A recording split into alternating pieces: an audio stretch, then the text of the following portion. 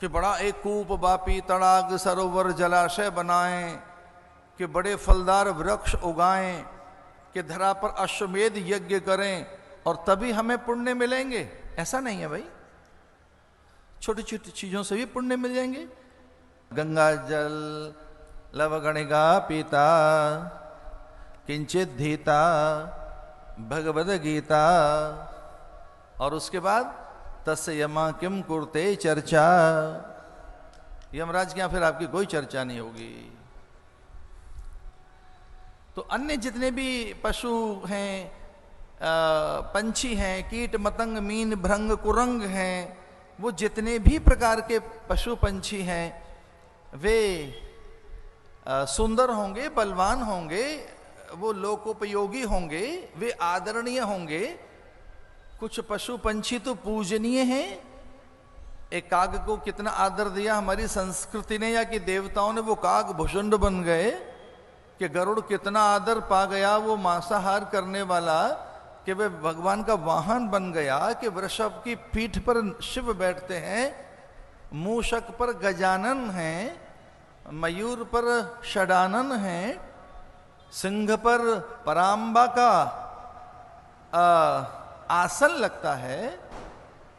वे वंदनीय होंगे, आदरणीय होंगे, पूजनीय होंगे, वे किसी दृष्टि से बड़े महान होंगे।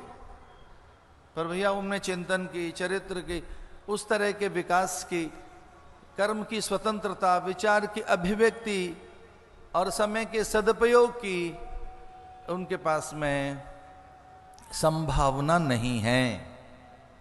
इसे मनुष्य होने का अर्थ क्या है कि एक अंतहीन संभावनाएं आपके हाथ लग गई, एंडलेस पॉसिबिलिटी, अंतहीन संभावनाएं, अंतहीन अवसर, अंतहीन योग्यता, अंतहीन ऊर्जा, अंतहीन सामर्थ्य। ये अंतहीन का अर्थ मैं इसलिए बोल रहा हूं कि उसका कोई अंत नहीं, अनंत। चूंकि हम जिसके हैं, जिससे हैं, जिससे हमारा नित्य का संबंध है, वो अनंत है। नमोस्तु अनंताय, वो अनंत है। हरि अनंत, हरि कथा अनंता, हमारा अनंत से संबंध है। तो जैसा हमारा स्वामी है, जैसा हमारा अंशी है, वैसे हम में अंश पैदा होंगे। हम ईश्वर का अंश हैं, शास्त्र यही तो कहता है, ईश्वर अंश जीव अविनाशी। हम ईश्वर का अंश हैं, तो ईश्वर के अंश होने के बाद वो हमारा अंशी है। और हमारा अंशी कौन है? अनंत है, अच्युत है, अव्यय है, अगम अगोचर है, सर्वशक्तिमान है, सर्वगुण संपन्न है, कि वह सनातन है। सनातन किसे कहते हैं? जिसका न आदि है, न अंत है, न मध्य है, जो नित्य है, शाश्वत है, हर पल रहता है। एष धर्म सनातन। सनातन का अर्थ है जो आनंद देता है, मुक्ति देता है, पूर्णता देता है, और ईश्वरीय सामर्थ्य का अधिकारी हमें बना दे। एष धर्म सनातन। तो वो धर्म क्या है? वो धर्म सनातन धर्म। सनातन एक अवस्था है जो ईश्वरीय अवस्था है, जो नित्य अवस्था है। तो मनुष्य होने का अर्थ है कि अंतहीन संभावनाएं हाथ लग गईं। इसलिए इसमें ये अपवर्ग के लिए है। मनुष्य की देह भोग के लिए नहीं है। भोग को अपवर्ग बनाइए, भोग को योग बनाइए, कामना को उपासना बनाइए, वासना को साधना बनाइए, और जो जीवन है इसको साधन बनाइए। इसलिए महापुरुषों का कहना है कि आपका बोलना, सोचना, कुछ करना, आपका सुनना, ये सब संयमित हो, ये बड़ा नियंत्रित हो, ये बड़ा व्यवस्थित हो, ये बड़ा संतुलित हो। इसमें मात्राओं का ध्यान निरंतर रखा जाए। और जितनी महंगी चीज होती है उसके बाट उतने ही महीन और छोटे देखे गए।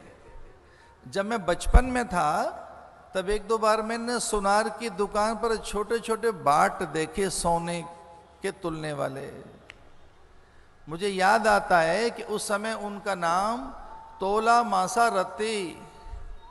हो सकता है वो ग्राम में तुलती हों चीजें आज, 1 2 3 4 ग्राम में, पर मेरे बचपन में जब मैं छोटा था तब मैंने सुनार की दुकान पर देखा कि वो कहता है तोला मासा रत्ती, छोटे छोटे चीजें। अरे बस उसको सोना तोलना है, सोना कितना महंगा, वो तो आज भी है।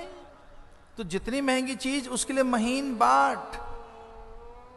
और कोई हमें हमारे परिचित बता रहे थे कि 2 3 4 ग्राम की भी कुछ चीजें आ जाती हैं जिनको प्राय उपहार में लोग दे देते हैं। कोई स्वर्ण की वस्तु उपहार में देनी हो तो वो बता रहे थे कि 2 3 4 ग्राम में भी। मैं बड़ा चकित था, भाई 2 3 4 5 ग्राम में कोई चीज आती है? तो उन्होंने कहा हमारा स्वामी जी हैं, महात्मा हैं, आपको क्या पता। 2 3 ग्राम में भी 4 ग्राम में भी कई बार आदर करने के लिए कोई वस्तु या उपहार के लिए बनाई जा सकती है। अच्छा, सोना तो 2 3 4 5 10 ग्राम में तुल रहा है। और भैया जीवन तो बहुत महंगा है, इसे किस में तोलोगे? इससे भी महंगा तो हीरा तुलता है कैरेट में। 1 कैरेट 2 3 4 और 10 15 12 कैरेट की बात करने लगो तो आंखें फट जाती हैं लोगों की। क्या बोल रहे हैं? 10 15 कैरेट का हीरा, 1 2 कैरेट का ही जो हीरा है बड़ा महंगा है। तो भैया 1 2 कैरेट का हीरा इतना महंगा है तो हमारा जीवन, हमारी सांसें, हमारा उत्साह, उमंग तरंग, हमारा उल्लास, हमारी सकारात्मकता। तो आध्यात्मिक यत्न जितने हैं उनमें आध्यात्मिकता पैदा होती है और वो अपने संग ये द्रव्य भी जिंदा करती रहती है। जो खो गए, सो गए, सुप्त हैं, मृतप्राय हैं, या कि वो बहुत गहरे कहीं अचेतन में चले गए, वो कौन से रस हैं? उदारता, करुणा, मुदिता, मैत्री, दया, क्षमा, विनय, सच्चरित्रता, मनसा वाचा कर्मणा पवित्रता, अवैर, अनिंदा, कभी किसी के साथ वैर नहीं, किसी की निंदा नहीं, किसी का अहित नहीं, और निरंतर प्रसाद भाव में रहना, प्रासादिक तरह ईश्वरीय भाव में आप रहें। एक देवी भाव पैदा हो जाए, कन्या को देखकर, स्त्रियों को देखकर भगवदीय भाव जग जाए, वृद्धों को देखकर हाथ आपके जुड़ जाएं, दीन को देखकर आपकी आंसू में अश्रु आ जाएं, और जैसे कोई किसी की निंदा कर रहा हो तो आप स्वतः ही शांत हो जाएं, उसमें रस न लें।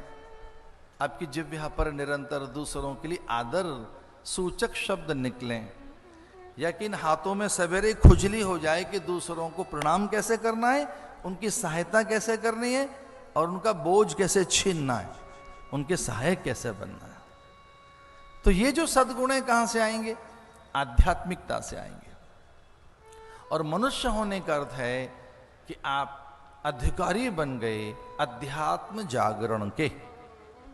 तो जैसे ही अध्यात्म जागरण होता है आप में सद्गुणों का विकास होने लगता है, आपकी चेतना उन्नत होने लगती है। और एक बड़े आनंद की बात सुनो कि जैसे ही चेतना उन्नत हुई आप देव कोटि के अधिकारी बन जाते हैं। देव कोटि, दैवत्व तो आपके अंदर जग जाता है। बस इसी का नाम है उन्नयन, उन्नति।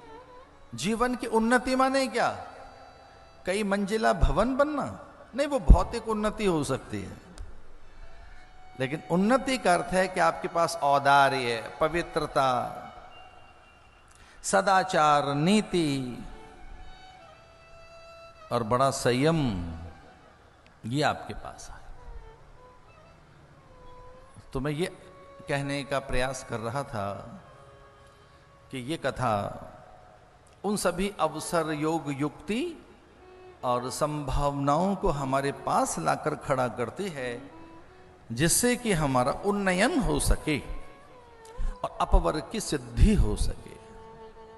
हम में दैवत्व जग सके, हम अपनी पशुता पर नियंत्रण कर सकें।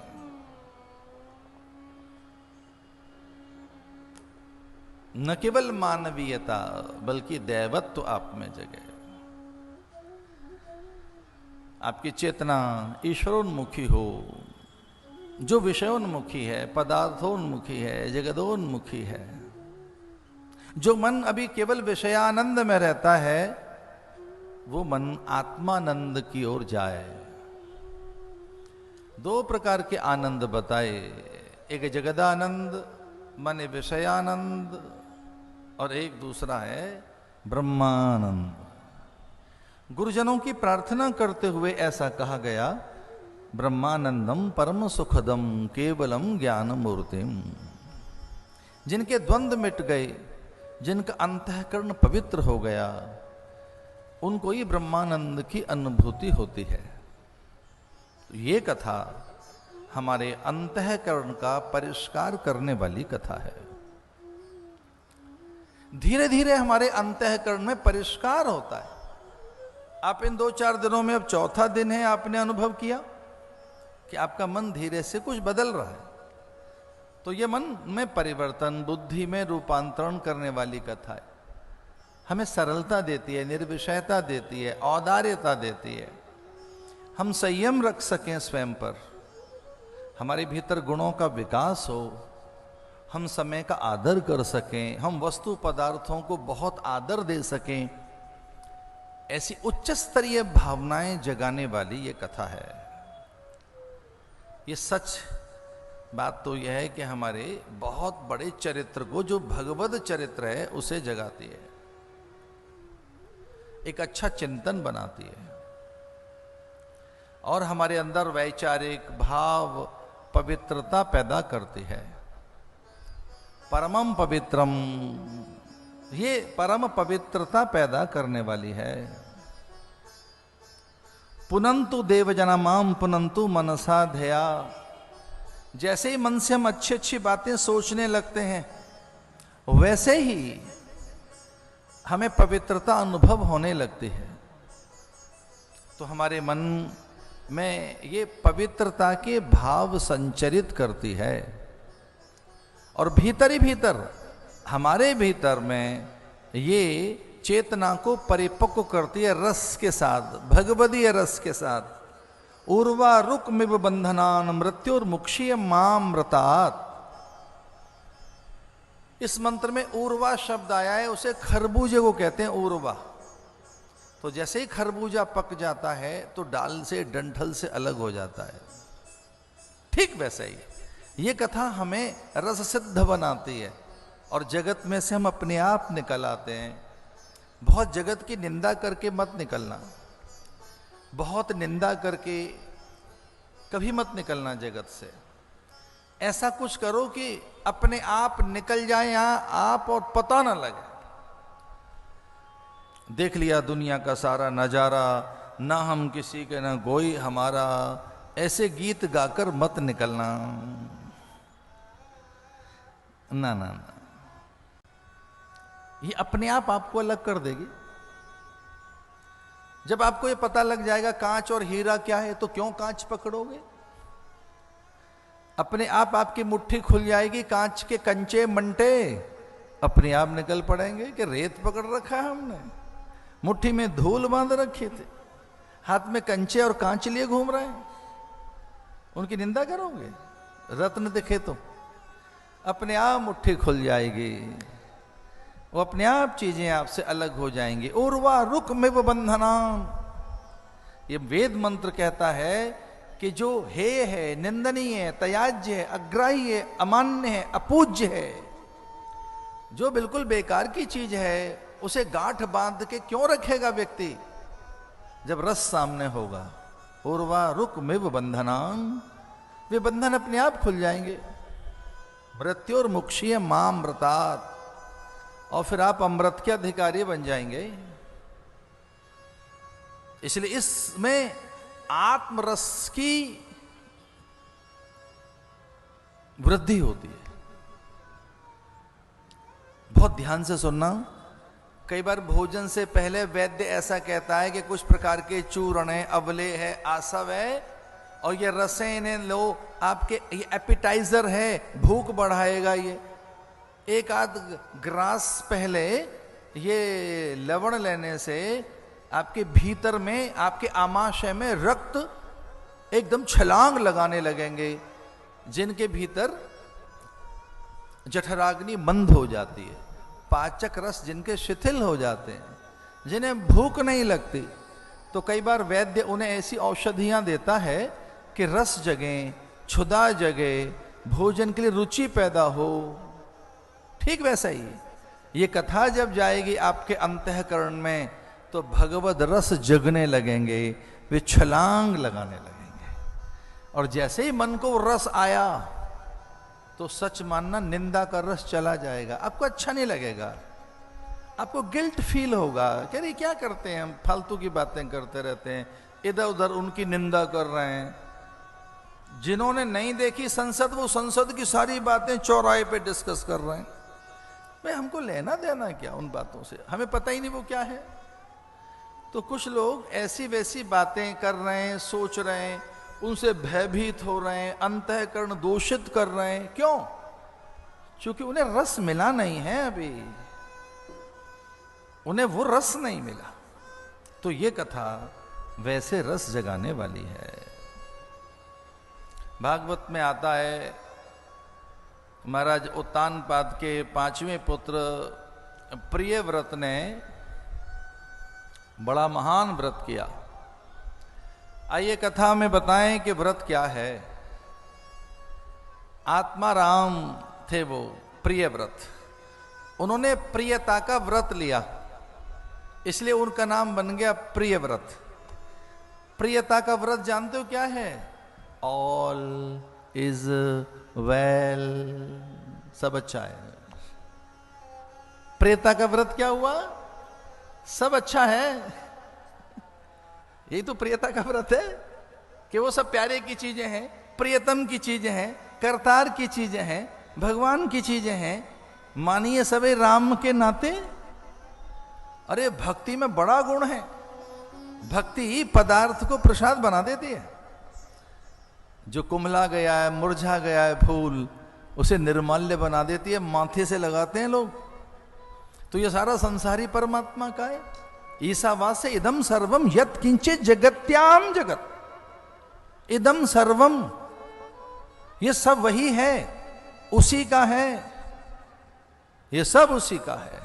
अच्छा देखो, 4 वेद हैं और चारों वेदों को तो पढ़ नहीं पाएंगे, सुन नहीं पाएंगे, उनके महावाक्य हमें जरूर याद है। अहम ब्रह्मास्मि तत्वमसि प्रज्ञानम ब्रह्म, अयम आत्मा ब्रह्म। इसका अर्थ क्या है? सब में वही है, वही समाया हुआ है सब में।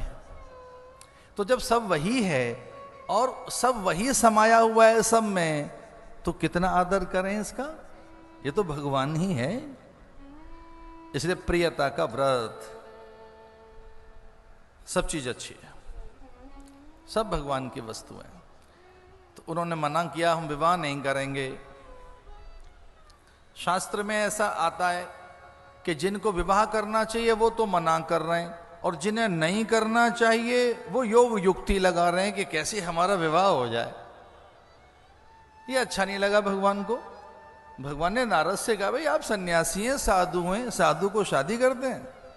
साधु होने का मतलब ही है कि विवाह नहीं करेंगे, आप ब्रह्मचारी रहेंगे।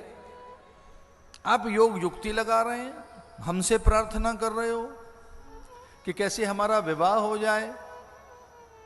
तो फिर बाद में वो ये भी कहने लगे, फिर जिसमें मेरा कल्याण हो वो कर दीजिए। तो भगवान ने कुछ देर के लिए उनका मुंह बंदर जैसा बना दिया कि स्वयंवर में वो कन्या इनको माला न डाले।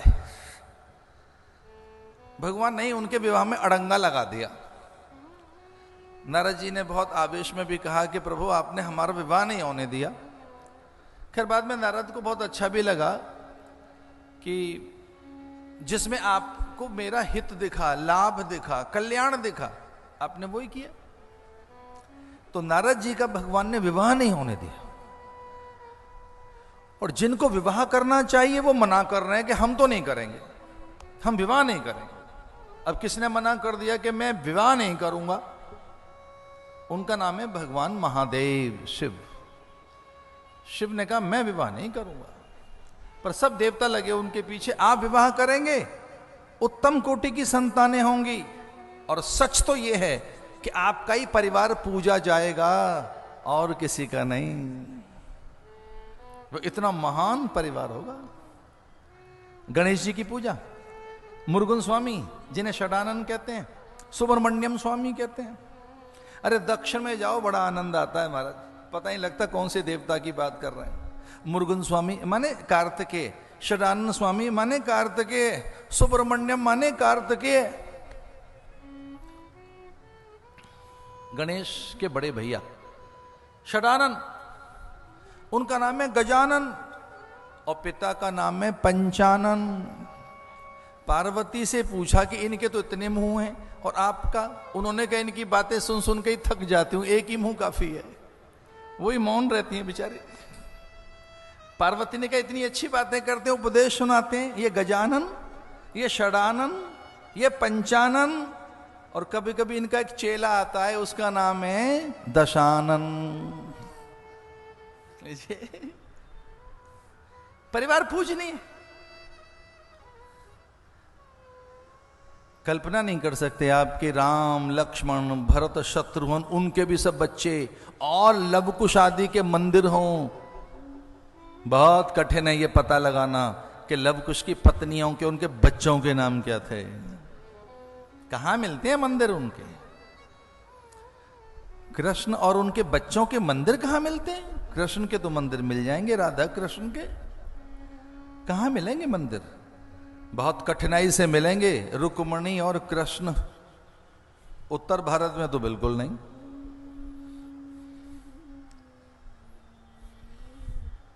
लेकिन नुक्कड़ नुक्कड़ पर, हर चौराहे पर, गली गांव में भैया शिव परिवार मिल जाएगा आपको।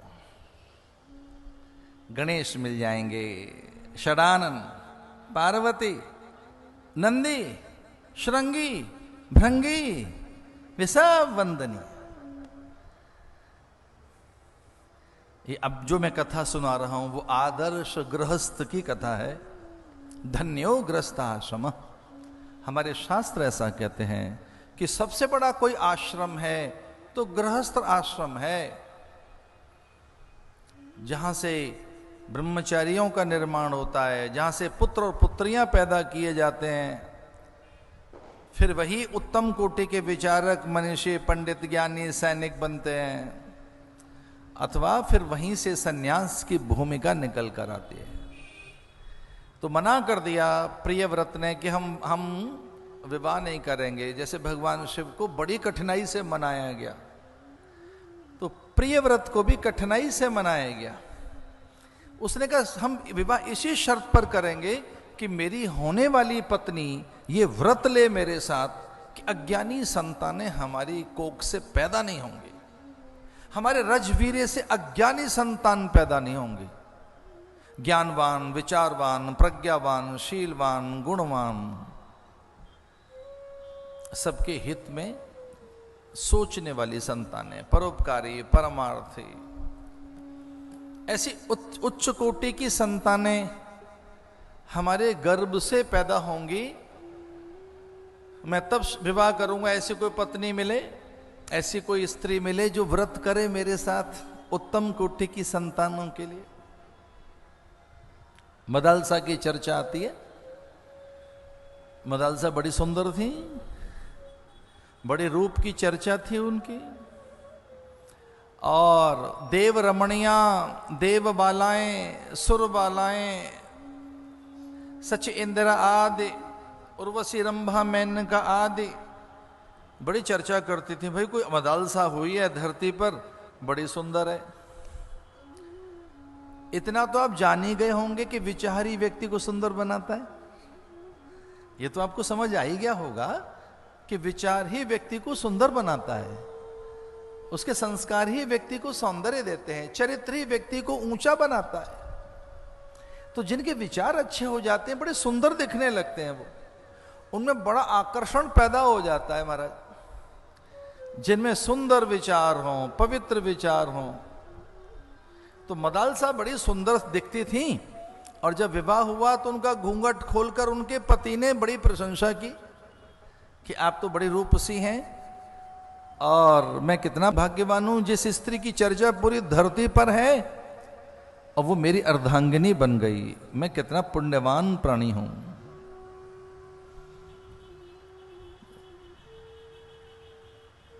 राजा धनवान था, ज्ञानवान था, पूरी धरती का स्वामी था, चक्रवर्ती सम्राट था। तो बड़े लोगों में ये बातें देखी गई हैं, छोटों से कहते हैं मांग लो क्या मांगना है। ये आदत देवताओं की भी है। देवता बड़े हैं, महान हैं, जब वो प्रसन्न हो जाते हैं तो साधक से कहते हैं मांग मांग, क्या मांगना चाहता है। और ये स्वभाव भी होना चाहिए बड़े लोगों का। आप अगर बड़े हैं तो छोटों को उपहार में दें, कुछ प्रदान करें। आपके पास कुछ है तो दें, और इसी से आपका बड़प्पन रहेगा। बड़प्पन माने क्या? क्या आप कुछ दे रहे हैं दूसरों को, वही तो बड़प्पन है। तो राजा ने कहा मांग, क्या मांगना चाहती है? और मदालसा ने कहा कि मेरा एक व्रत है कि मेरी संतानें अज्ञानी पैदा नहीं होंगी। मैं इस कोख से जब संतानें पैदा करूंगी तो वो ज्ञानवान, विचारवान, प्रज्ञावान, शीलवान होंगी। ब्रह्म ज्ञानी होगा, ब्रह्म वेत्ता होगा, वो अज्ञानी नहीं होगा। मैं किसी अज्ञानी, मूढ़, जड़, हठी, जिद्दी बालक को जन्म नहीं दूंगी। मेरा बालक ब्रह्म ज्ञानी होगा। राजा ने कहा बहुत अच्छी बात, पर इसमें आपको सहयोग करना पड़ेगा। और राजा ने कहा मेरा सहयोग रहेगा। बच्चा हुआ, बालक हुआ एक, और जैसे बालक रोने लगा, जैसे कि सारे बच्चे रोते हैं, जन्म के साथ ही मनुष्य रोता है। और जैसे बालक रोने लगा तो उसने डांट लगाई रोते हुए बच्चे को, शुद्धो से बुद्धो से निरंजनो से संसार माया। अरे शुद्ध बुद्ध प्रबुद्ध शुद्ध चैतन्य बालक, तू आत्मवान है, तू सत्य है, नित्य है, शाश्वत है। तू देह नहीं, जड़ नहीं, रक्त नहीं, मांस का लोथड़ा नहीं। अरे पहचान, तो अनश्वर है, अविनाशी है, तो ईश्वर है, ईश्वर का अंश है। और ये बालक को लोरियों में ज्ञान संस्कार देने लगी वो। और जैसे बालक 10, 12, 13, 14, 15 साल का हुआ, वो सन्यासी बन के निकल गया। दूसरा बालक भी, तीसरा भी, चौथा, पांचवा, छठा, सातवां, बच्चे पैदा होते गए, वो साधु बनते गए। मां बड़ी प्रसन्न कि चलो ज्ञानी बन गए बच्चे। और जैसे 8वां गर्भ हुआ तो राजा रोने लगा। पूछा रानी ने कि कोई कष्ट है शरीर में, कुछ कष्ट है, क्या हुआ? तो उन्होंने कहा नहीं, बात ये है कि ये इसे ज्ञानी मत बनाना, इसे अज्ञानी बना देना। इसे ज्ञानी नहीं बनाना, इसको सच नहीं बताना, इसको वो मंत्र नहीं देना जो जन्म से ही तू मंत्र देती है, शुद्धो से बुद्धो से निरंजनो से संसार माया। तो उसने कहा आपने तो व्रत लिया था, वचन दिया था कि हमारा बेटा अज्ञानी नहीं होगा। तो बोले समय पे इसका ज्ञान कराना, अभी नहीं, अभी तो तू मेरे मतलब का बनाओ उसे, घर परिवार चलाए, संसार चलाए। तो अपनी स्त्री से, अपनी पत्नी से वो कहने लगे कि इसको तू संसारी बना दे, संसारी बालक पैदा कर। संसारी माने जिसका ध्यान विषयों में जाए, पदार्थों में जाए, भोगों में जाए, जो शरीर को ही सच माने, ऐसा बालक बनाना। और जैसे बालक हुआ, जन्म होने लगा, तो राजा को भरोसा नहीं था। राजा सारी मर्यादाएं छोड़कर वहीं खड़े हो गए। बहुत मना किया कि ये उचित नहीं है, ऐसा यहां आपका ना अच्छा नहीं है। लेकिन राजा ने कहा नहीं, ये मंत्र सुना देगी। रानी ने वचन दिया हम नहीं सुनाएंगे। रानी ने मंत्र नहीं बताया। बस रानी कहने लगी तू राजा बनेगा, अश्वारोहण करेगा, पूरी धरती को जीत लेगा, बड़ा संग्रह संचय करेगा, तेरी सुंदर सी पत्नी आएगी, उसके साथ नौकायन करेगा, वन विहार करेगा, ऐसा तेरे सुंदर बच्चे होंगे, वो इस संसार का ठीक ढंग से पालन करेंगे। तो वो क्या बन गया? संसारी। और एक दिन वो युद्ध के मैदान में घिर गया, शत्रुओं से चारों ओर से घिर चुका था वो। और ये मां को पता लगा कि मेरा पुत्र इतना कायर, दब्बू, भीरू, पलायनवादी है कि युद्ध के मैदान में से पीठ दिखाकर भागना चाहता है। तो बूढ़ी मदाल साहब भागते हुए गई युद्ध के मैदान में, और अपने पुत्र को हुंकार भरते हुए उसने कहा, शुद्धोषी बुद्धोषी निरंजनोषी संसार माया, जो उसने पहले पुत्रों को ज्ञान दिया था। अरे वो कुछ देर में ही ज्ञानी हो गया, कुछ देर में ही उसमें वो सारे भाव जागृत हो गए। और कैसा बेटा बनाया कि था तो वो सन्यासी, पर गृहस्थ में ही रहा, घर में रह के सन्यास घटित हो गया। उसके मन को इतना ऊंचा बना दिया उपदेश ने। इस भावना के साथ संतानें होंगी तो बड़ी अच्छी बात होगी। इस भावना से घर बने कि हमें अपने माता पिता का आदर करना है। पार्वती ने एक दिन पूछा था लक्ष्मी जी से कि हमने सुना है कि जब आप किसी से रूठ जाती हैं तो उसका जीवन ऐश्वर्यहीन हो जाता है, समाज में उसका आदर खो जाता है, नाना प्रकार के रोग उसके यहां आ जाते हैं, तो आप क्यों रूठ जाती हैं भक्तों से? तो उन्होंने कहा कुछ दुर्गुण होते हैं, उसमें कुछ दुर्वासनाएं होती हैं, पाप कर्म होता है, बड़ा आलसी प्रमादी हो जाता है, जब जीव निरुद्योगी हो जाता है तब ऐसा जानकर मैं वहां से चली आती हूं। तो पार्वती ने कहा कि किससे अधिक प्रसन्न रहती हैं आप? तो ऐसा स्कंद पुराण में आता है कि लक्ष्मी जी ने कहा कि मैं वहां सदा सदा वास करती हूं जिस घर में माता पिता के लिए देव बुद्धि रखी जाती है। जो माता पिता में देव बुद्धि रखते हैं उनके यहां मैं हमेशा रहती हूं। ये बूढ़े हो जाएं बेचारे, जैसे भी हो जाएं, इनके प्रति देव बुद्धि खंडित मत करना। इस लालच में ही सही कि लक्ष्मी जी घर में रहेंगी। अरे पूजा तो करो इनकी, पूजा न भी करो तो सम्मान करो इनका, सम्मान न भी करो तो इनकी अनुकूलताओं के तनिक सा तो ध्यान दो।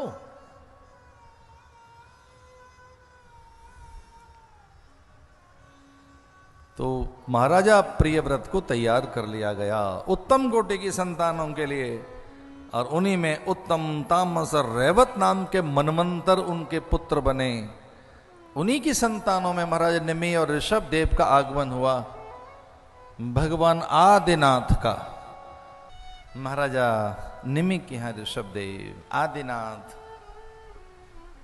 24 अवतारों में से भगवान ऋषभ देव को भी नारायण का एक अवतार भागवत मानती है, जिन्होंने अपने सकल पुत्रों को शिक्षा दीक्षा दी। ऋषभ देव का चरित्र पढ़ोगे तो चकित रह जाओगे।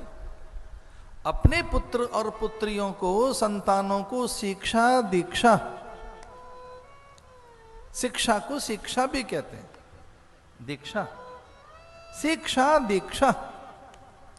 शिक्षा को क्या कहते हैं? शिक्षा दीक्षा। अपने संतानों को दी उन्होंने, लालन पालन। एक तीसरा और है, उसका नाम है ताड़न। कब लालन पालन करें, कब ताड़न करें? ताड़न का अर्थ अहित करना नहीं है, ऐसे फिजिकल होना नहीं है कि आपको हाथ उठो और एक, ये नहीं है भैया ताड़न का मतलब। ना ना ना, आपको आता ही नहीं इसका अर्थ है।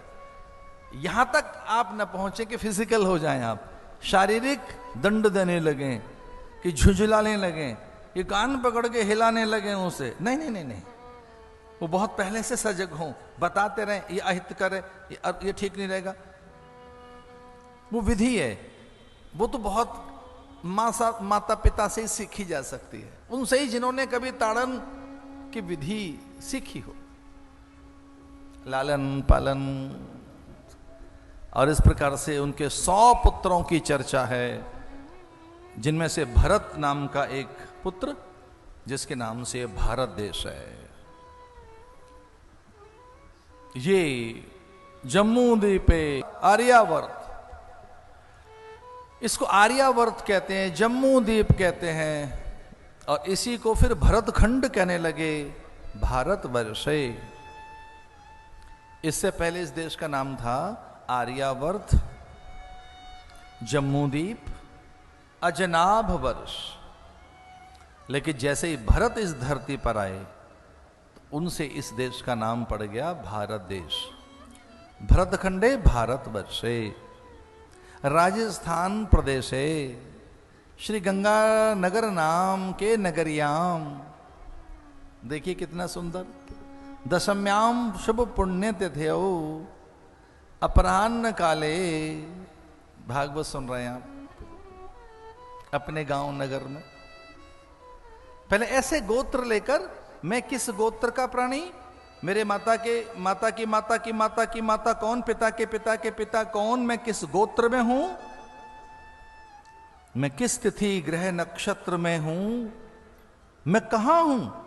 वहां से जब संकल्प करके साधन किया जाता है तो वो तत्त देवताओं के द्वार थपथपाता है।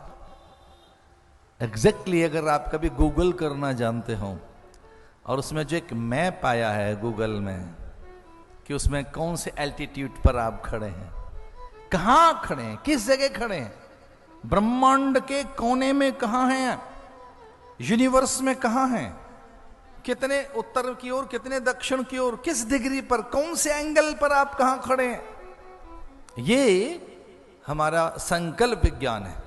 जम्मू द्वीपे भरतखंडे भारतवर्षे, अमुक नदी तटे वाम और दक्षिण तीरे, कौन से नगर में, कहां, किस स्थान में, कौन मेरे कुल देवता, ग्राम देवता, स्थान देवता हैं, कौन मेरे माता पिता हैं, मैं किसके रजवीर्य की संतान हूं, और कौन मेरे गुरु हैं।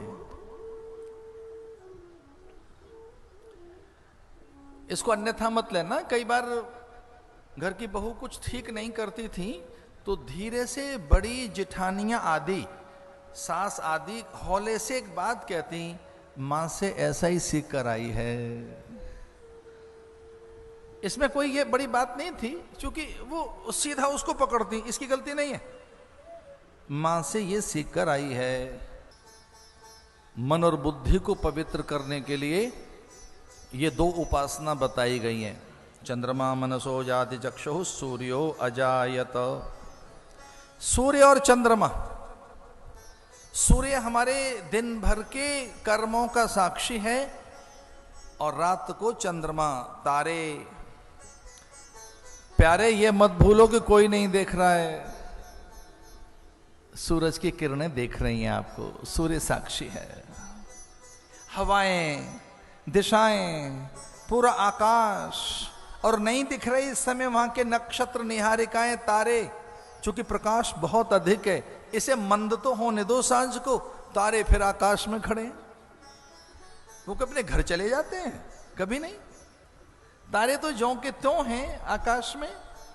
जरा एक बार सूरज को छिपने दो, फिर निहारिकाएं, नक्षत्र, सकल ग्रह और तारा मंडल, आकाश गंगा का एक एक तारा आकाश में विद्यमान है।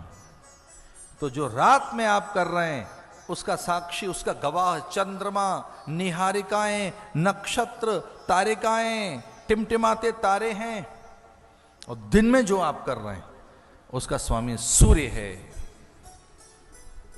इसलिए कई बार पूजा करने से पहले दीपक जलाया जाता है।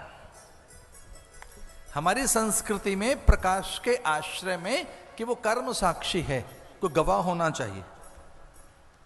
इसे एक बड़ा सा दीपक जलाकर और पंडित जी फिर पूजा आरंभ करते हैं, क्योंकि दीपक क्या है? कर्म साक्षी। और इस कहते हैं कि भाई तब तक स्थिर रहना जब तक हमारी पूजा चलती रहे, और फिर देवताओं को बुलाते हैं, इहा गच्छ इहा तिष्ठ वरदो भव सुप्रसन्नो भव।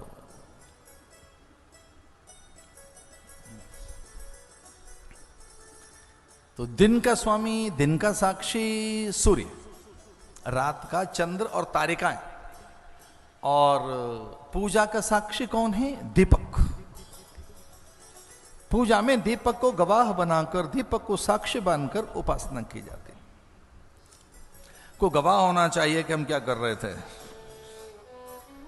अग्नि, वो प्रकाश साक्षी रहता है। और प्रकाश का सोर्स क्या है? प्रकाश का स्रोत क्या है? प्रकाश। अच्छा चलो आगे बढ़े, उससे पहले 1 मिनट की कोई चटपटी बात बताते हैं। गुरुजी ने दीपक जलाकर चेले से पूछा कि बेटा ये प्रकाश कहां से आया, ये ज्योत कहां से आई? दीपक जलाकर गुरुजी ने शिष्य से पूछा कि बेटा ये दीपक में जो ज्योत आई, ये जल गया दीपक, प्रकाश हो गया, ये कहां से आया है, जरा बताएगा? उसने फूंक मारकर बुझा दिया दीपक को। बोला गुरुजी ये बताओ ये कहां चला गया? आप ही बता दो कहां चला गया। तो गुरुजी ने कहा भाई जहां से आया था वहीं चला गया, तेरे समझ नहीं आएगा। लाइट क्या है? Light is the source of light. प्रकाश क्या है? प्रकाश ही प्रकाश का स्रोत है। और याद रखना, एक बड़ा सुंदर सा जीवन का पहाड़ा सुनाते हैं आपको। ये जीवन पहाड़ा है। कौन सा? जीवन का स्रोत जीवन है। Life is the source of life. तो आज ये भी घर में जाकर बताना कि आज कथा में स्वामी जी ने एक पहाड़ा भी सुना दिया था, उसका नाम है जीवन पहाड़ा। जीवन का पहाड़ा माने जीवन का स्रोत क्या? जीवन। वैसे ही आनंद का स्रोत क्या है? आनंद। और भैया क्रोध का स्रोत क्या है, जरा बताओगे? क्रोध। लोभ का स्रोत क्या है? लोभ। मोह का स्रोत क्या है? मोह। और अज्ञान का स्रोत क्या है? अज्ञान। लेकिन जीवन का स्रोत जीवन। तो ऐसा भरत के विषय में आता है कि उन्होंने सूर्य चंद्र दोनों की उपासना की, गायत्री की उपासना की। गंडकी नदी के किनारे खड़े होकर तप किया और मन पूरा एकाग्र कर लिया। तभी एक नदी में, उस नदी में, गंडकी नदी में एक सगर्भा हिरणी उसको पार कर रही थी, गर्भवती हिरणी। और गर्भ के बोझ के कारण वो नदी तो पार कर गई, पर उसने एक बच्चे को जन्म दे दिया। और उस समय जन्म हुआ बच्चे का, जब वो छलांग लगा रही थी, और बच्चा गिर गया नदी में। और बहते हुए बालक को देखकर भरत के मन में करुणा जगी, छलांग लगाई, उस डूबते हुए बालक को निकाला और उसे आश्रम में ले आए। और भजन ध्यान जब तब पूजा पाठ तो छूट गया, उस बालक में उलझ गए। कहां तो घर छोड़ के आए थे, पूरा संसार, उन्होंने सन्यास लिया था।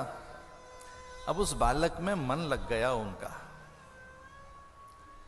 इस कथा में 2 शब्द हैं जो सुनने लायक हैं और समझने लायक हैं। एक है कर्तव्य और दूसरा है राग। एक तो है ड्यूटी और दूसरी है अटैचमेंट। अगर आप अपनी ड्यूटी पूरी कर रहे हैं, कर्तव्य का निर्वाह कर रहे हैं, कर्तव्य का पालन कर रहे हैं, तो ध्यान रखना राग नहीं हो सकता।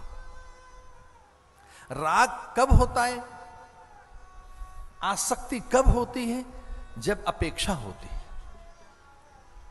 राग होगा ही तब जब कोई अपेक्षा होगी, आसक्ति होगी तब जब कोई अपेक्षा होगी। और ध्यान रखना, बच्चों पे, माता पिता पे, अपनों पे गुस्सा कब आता है? जब कोई आसक्ति होगी, जब कोई अपेक्षा होगी, जब कुछ लेना चाहोगे, जब कुछ लाभ ढूंढ रहे हो, जब कुछ अपने हित की बात कर रहे हो, जब कोई कामना खड़ी है। तो ये बहुत महत्वपूर्ण बात भागवत कहती है कि क्रोध कब आता है? कामना की कोख से क्रोध आता है। आप जानते हो क्रोध कब पैदा होता है? कामना की कोख से। जब कामना करोगे तो क्रोध आएगा। राग में आसक्ति है। आसक्ति माने बंधन, और वो आपकी प्रगति को आपकी उन्नति को बाधित करती है। आसक्ति माने अटैचमेंट। और कितनी चीजों से हमको आसक्ति है, ये तो बड़ी बात है। हम कहाँ रह पाते हैं बिना आसक्ति के। इसलिए साधना का एक मूल मंत्र है, उसका नाम है अनासक्ति। इसलिए कहा गया गीता में, असंग शस्त्रेण दृढ़ेन छित्त्वा। जो असंगता का शस्त्र है वो अनासक्त करता है आपको। असंगता आपको अनासक्त करती है, और ये बड़ी चीज है। महाराजा भरत ने उस मृग बाल में एक बड़ी आसक्ति पैदा कर दी, और उस मृग बाल ने एक दिन वो आश्रम छोड़ दिया। जब उसे मृग झुंड दिखाई दिए तो मृगों का झुंड देखकर वो मृग बाल वो हिरणों के झुंडों में खो गया। उसे ढूंढते रहे, कहाँ गया हमारा हिरण। और उसी की स्मृति में प्राण चले गए महात्मा भरत के। तो उसकी स्मृति में प्राण गए तो हिरण बने वो। और ऐसा कहते हैं कि अंतिम समय में जैसा सोचोगे, जिस पर विचार करोगे, जैसा चिंतन होगा, जो स्मृति होगी, वैसा ही शरीर मिलता है। इसलिए हर समय भगवत स्मृति रहनी चाहिए, नारायण की स्मृति बनी रहे, यही साधना का फल है। तो हिरण बने महात्मा भरत, और फिर हिरण की योनि से मुक्त होकर श्रीमताम गेहे, गीता के अनुसार जो योग भ्रष्ट फिर से जन्म लेता है।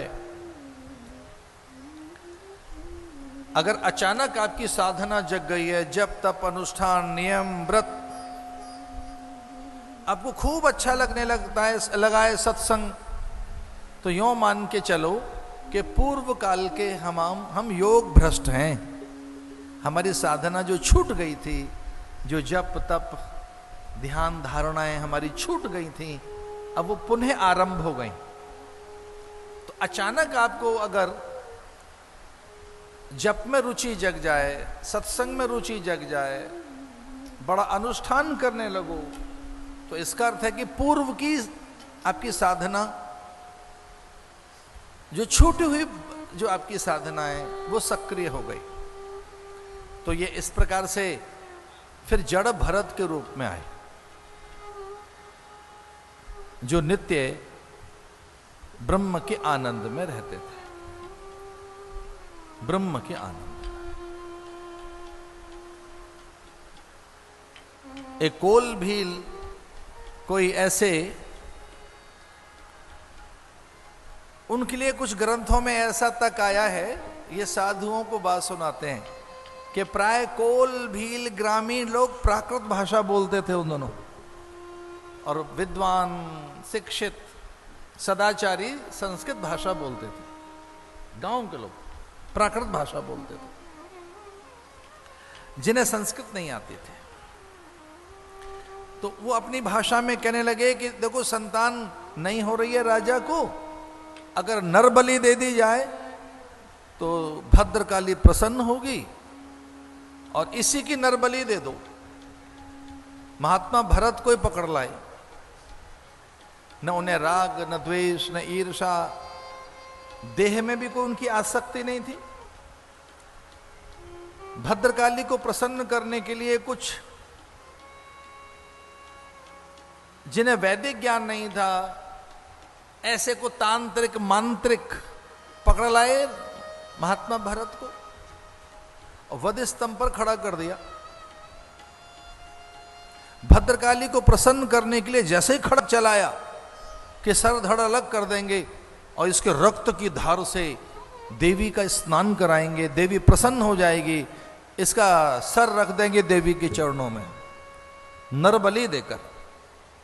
और जैसे ही खड़क लेकर मारने के लिए दौड़े, वध करने के लिए, पत्थर की मूर्ति में से भद्रकाली निकली और अपने खड़ग लेकर उन सभी दुष्टों के सर धड़ अलग कर दिए, उनके मुंडों से वो खेलने लगी और भद्रकाली ने प्रणाम किया भरत को।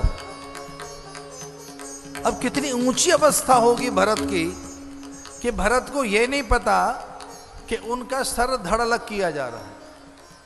उनको यह नहीं पता कि भद्रकाली आई और इस तरह से नरमुंड अलग कर दिए सबके, उसने अनेक नरों के मुंड अलग कर दिए और वो कुछ प्रशंसा भी कर रही है। कितनी ऊंची अवस्था रही होगी भरत की कि यही नहीं पता लगा कौन प्रशंसा कर रहा है, कौन अहित करना चाहता है, कौन हित कर रहा है। ये ऐसा कब हुआ? जब उन्हें पता लगा कि मेरी साधना कहां चली गई। मैं पूरी धरती का स्वामी था, मेरे नाम से पूरी धरती जानी जाती है। ये भारत, भारतवर्ष। भैया अन्यथा मत लेना। कुछ लोग जीवन भर जुगाड़ लगाते रहते हैं कि हमारा नाम, हमारे नाम से गली का नाम पड़ जाए, ये गली रामलाल के नाम से जानी जाए। क्या हमारे योग युक्ति नहीं करते कि हमारे नाम से गली, ये मोहल्ला, हमारे नाम से एक चौक बन जाए।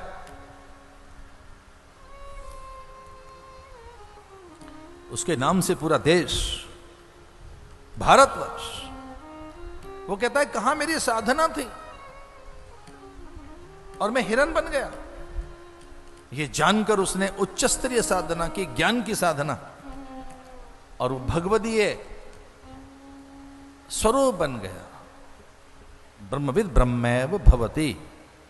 जो निरंतर जिसका ध्यान करता है वैसा बन जाता है। हम लोग संसार का ध्यान करते हैं तो संसारी बन गए। अरे जब हम आंखें बंद करके ध्यान में बैठते हैं तो दिखता क्या है हमको? संसारी तो दिखता है। आंखें बंद करके ध्यान में बैठो, दिखेगा क्या आपको? संसार दिखता है। इसलिए कई लोग आकर कहते हैं हमारा आंखें बंद करके जब बैठते हैं ध्यान नहीं लगता। भैया क्या लगता है? बोले संसार में ही मन जाता है, संसार ही दिखता है। ऐसा क्यों होता है गुरुदेव? तो फिर हम उनको बताते हैं कि आपने न केवल इस जन्म में, कई जन्मों से संसार का ही अभ्यास किया है। आपके मन को केवल संसार का अभ्यास करना आता है। इसलिए जब वो आंखें बंद करता है तो जिसका उसको अभ्यास करना आता है वही चीज दिखाई देती है, क्योंकि हमने संसार का इतना अभ्यास कर लिया तो वही दिखाई देता है। और भरत ने किसका अभ्यास कर लिया? ब्रह्म का। ब्रह्मविद ब्रह्मैव भवति। वो आत्मविद बन गया। माम विजानिया।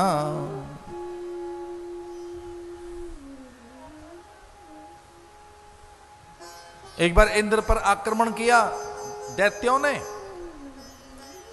और इंद्र ने यम वरुण कुबेर आदि से पूछा भाई हमारी रक्षा कौन करेगा? तो उन्होंने कहा कोई प्रतर्दन नाम का कोई राजा है, वो रक्षा कर देगा आपकी। उसे लाया गया प्रतर्दन को। उसने कुछ ही देर में उन शत्रुओं को पराजित कर दिया। तो कई बार उच्च स्तरीय साधना जब जगती है, पकती है, तब देवताओं की यहां भी हलचल होती है। तो ये जो महात्मा भरत थे, जो मृग बाल के कारण में खुद मृग बन गए, मृग योनि से मुक्त होकर फिर महात्मा बने, उन्होंने अपने उस शिष्य को याद किया और उसके भीतर में ये कामना जग गई कि चलो गुरु बनाने चलो।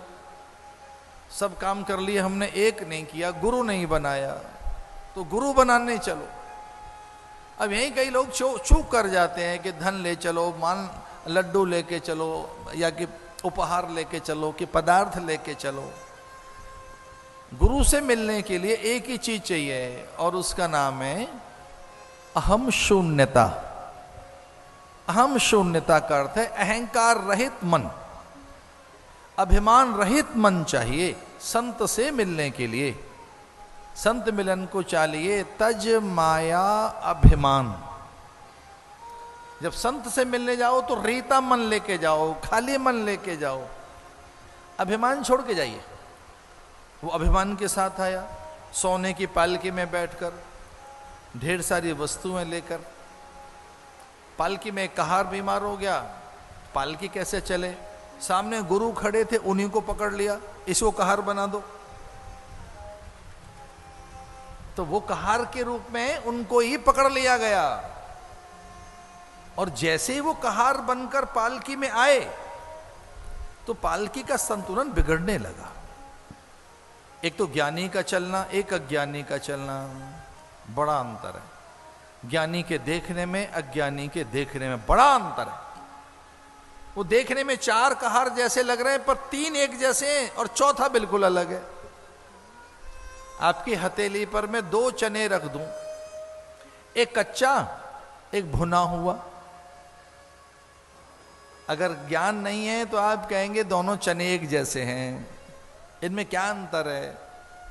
लेकिन आपको जरा सा ज्ञान है और कहीं आपने खेत खलियान देखे हैं, किसानों के आसपास रहे हैं, चने की प्रकृति का ज्ञान है, तो आप समझ जाएंगे कि ये चना कौन सा है, भुना हुआ, इसमें अंकुरण नहीं होगा, पेड़ नहीं बनेगा। और अगर ये कच्चा चना जल में डाल दो तो रंग बदलने लगेगा, फूलने लगेगा। धरती में डाल देंगे तो अंकुरित होने लगेगा, पेड़ बनने लगेगा। एक कच्चा चना, एक भुना हुआ चना। तो जो कच्चा चना है उसमें अंकुरण की संभावना है। तो हम सब जितने प्राणी हैं, अज्ञान के कारण हम में कुछ कुछ अंकुरण होता रहता है, स्फुरनाएं होती रहती हैं। और एक ज्ञानी पुरुष होता है जो सदैव एक जैसे आनंद में रहता है। बस पहचान लिया गुरु को, गिर पड़ा चरणों में कि महाराज मैंने आपको जान लिया, मैं आप ही को ढूंढने तो निकला था। और उपदेश आरंभ हो गया। जब कभी गुरु मिलें उनसे संवाद करिए। 2 प्रकार के संवाद हैं, एक लौकिक, दूसरे पारलौकिक। जब गुरु मिलें तो 2 प्रकार के संवाद किए जा सकते हैं उनसे। एक तो लौकिक, सांसारिक, व्यावहारिक, पदार्थ का संवाद, वस्तुओं का संवाद, कि अपने दुख सारे इनके साथ में शेयर कर लो, उसे कहेंगे लौकिक संवाद। शास्त्र ऐसा कहता है कि जब गुरु मिलें तो पारलौकिक संवाद करो, पारमार्थिक संवाद करो। उनसे दुख शेयर मत करो। दुख की जड़ क्या है गुरुजी ये बताइए। एक एक करके अपने दुख मत बताओ, दुख की जड़ क्या है।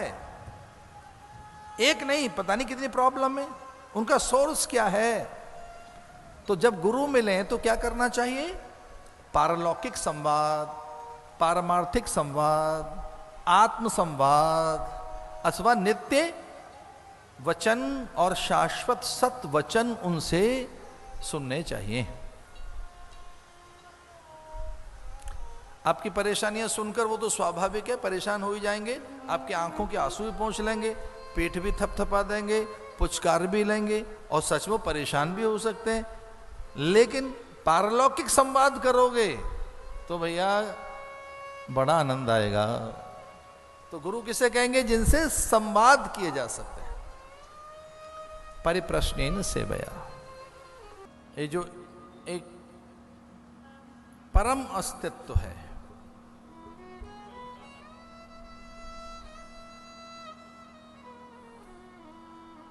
उसमें कोई आकार नहीं है।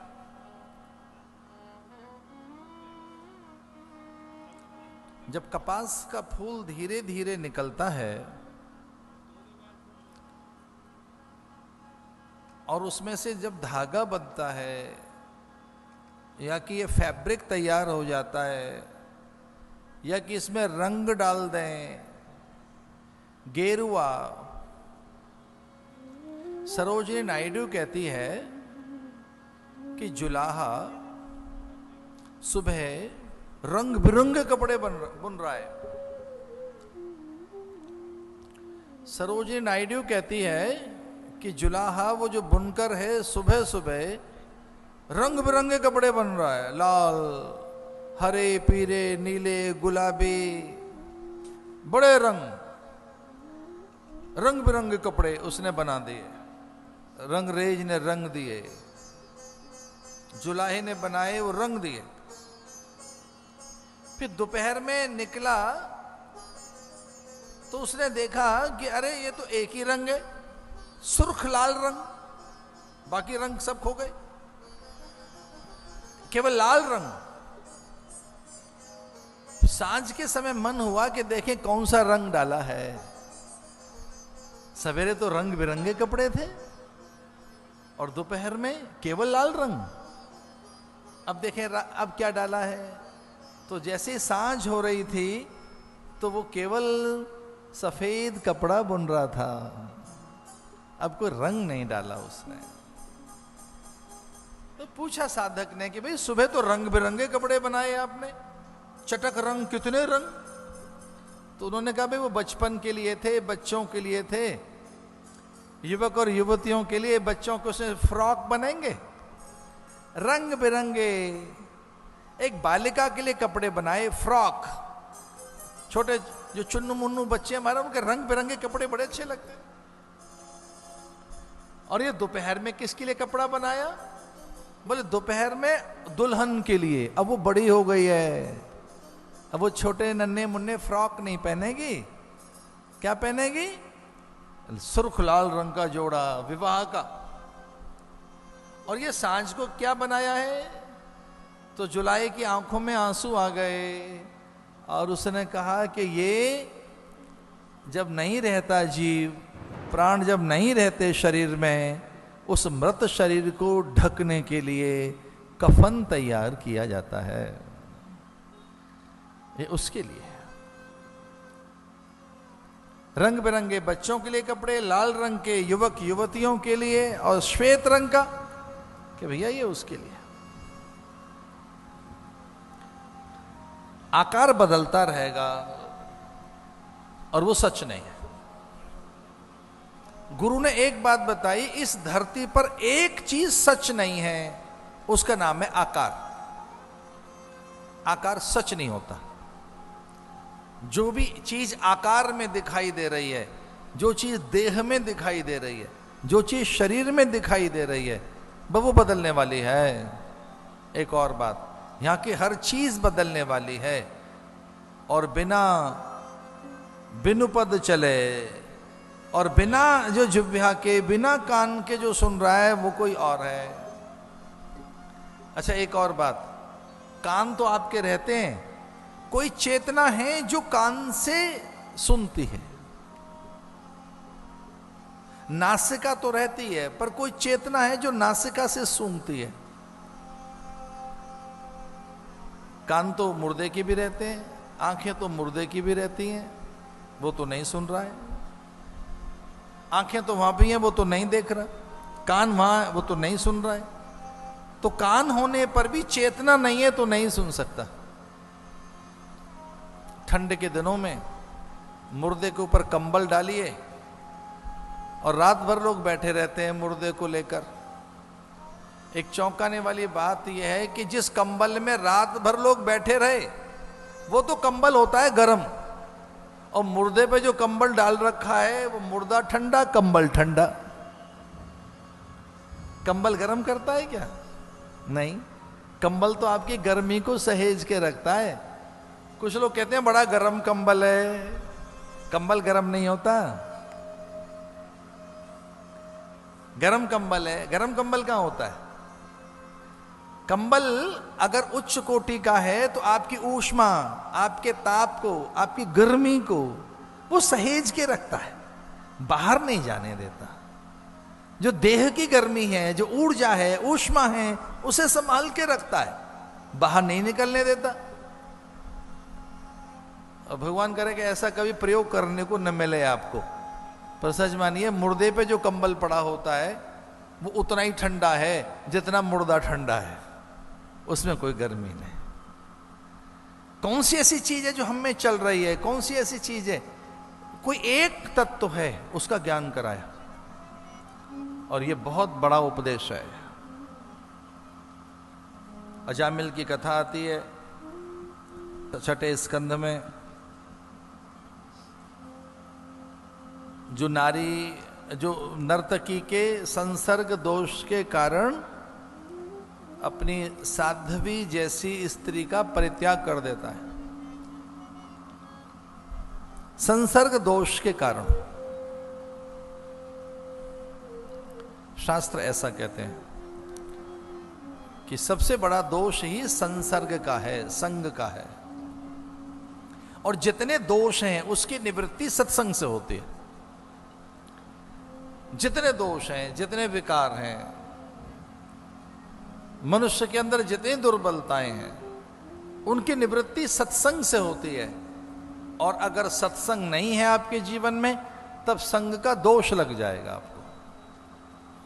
संग के विचार लग जाएंगे, जो दृश्य है, घटनाएं हैं, जो व्यक्ति हैं, परिस्थिति हैं, जलवायु है, पूरा परिवेश आपको प्रभावित करता रहेगा। और अगर आपने सत्संग किया है तो दोष आपको नहीं छुएंगे। सत्संग से कवच की प्राप्ति हो जाती है। और सबसे पहले आंखों से आता है विकार, जिह्वा से आता है, नासिका से आता है, कान से आता है विकार। इसलिए ऐसा कहा गया कि विकार इंद्रियों के माध्यम से आते हैं। एक पहरेदार अगर कहीं आपने बैठा रखा है तो कान से विकार नहीं आएगा, विचार आएगा। अगर आपने ठीक पहरेदार बैठा रखा है तो आंखों से दृश्य देखोगे, विकार नहीं आएगा। ये विकार कब आता है? जब उसके लिए आप में दुर्बलता है छूने के लिए। तो हमारे ही भीतर में जो विषयों की दुर्बलता है, विषयों की आसक्ति है, वो देखकर, सुनकर, छूकर, चखकर जुड़ जाती है हमारी आसक्ति, और फिर वो विकार वहां ठहर जाता है। भागवत में एक सुंदर सा प्रसंग है कि पाप का जो प्रवेश द्वार है वो नासिका है, आंख है, कान है। कान प्रवेश द्वार है पाप का। कान से जो हम सुन रहे हैं निंदा, आंखों से जो हम दृश्य देख रहे हैं, ये प्रवेश द्वार है। बस इन्हीं को ठीक करना है। जिसने अपनी इंद्रियों को साध लिया, बस वही विजेता है। इसलिए शास्त्र कहते हैं कि साधन में जो पहली गति है वो इंद्रिय संयम है। जितेंद्रिय बनो, रमान मोहाजित संग दोष।